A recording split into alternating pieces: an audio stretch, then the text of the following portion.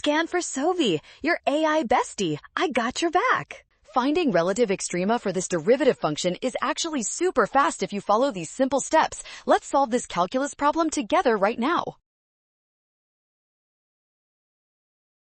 Relative extrema occur where the derivative changes sign, so we must find where our function equals 0. The x squared term is always positive, so we focus on the sign part.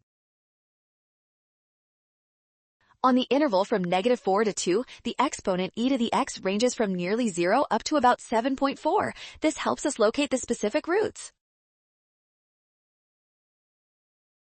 The sine function equals 0 at pi and 2 pi. Since the derivative changes sign at both, we have exactly 2 relative extrema.